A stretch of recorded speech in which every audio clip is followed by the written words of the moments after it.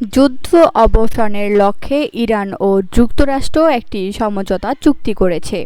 মধ্যস্থতাকারী হিসেবে রোববার পাকিস্তান এ ঘোষণা দেওয়ার পরই ইসরায়েলের তীব্র ক্ষোভ ও হতাশা দেখা দিয়েছে।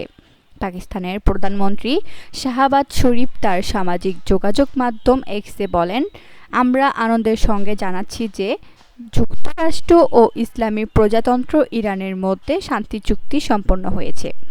তিনি আরও জানান, এই চুক্তিতে সব ফ্রন্টে লেবানন সহ সামরিক অভিযান তাৎক্ষণিক ও স্থায়ীভাবে বন্ধ করার বিষয় রয়েছে। শাহবাজ শরীফ বলেন, আলোচনায় তুরস্ক, কাতার ও সৌদি আরব ভূমিকা রেখেছে এবং চুক্তিটি শুক্রবার সুইজারল্যান্ডে স্বাক্ষরিত হবে। এরপরই যুক্তরাষ্ট্র ও ইরান উভয় দেশ চুক্তির বিষয়টি নিশ্চিত করে। যুক্তরাষ্ট্রের প্রেসিডেন্ট ডোনাল্ড ট্রাম্প বলেন, চুক্তিটি সম্পূর্ণ। অন্যদিকে ইরানের উপপররাষ্ট্রমন্ত্রী কাজেম গিরাবাদি বলেন, ৬০ দিনের মধ্যে চূড়ান্ত স্বাক্ষর হবে।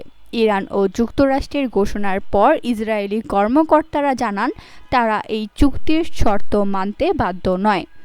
একই সময়ে ইসরায়েলি সেনাবাহিনী দক্ষিণ লেবাননে একাধিক হামলা চালায়।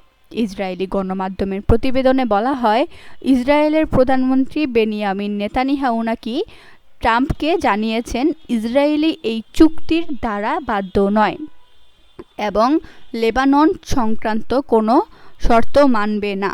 নেতানিয়াহুর এই বক্তব্যের সুর ধরে ইসরায়েলের প্রতিরক্ষা মন্ত্রী ইসরায়েল কাটজ বলেন, ইসরায়েলি সেনারা লেবানন, সিরিয়া ও গাজায় নিরাপত্তা জোনে অনির্দিষ্টকাল থাকবে।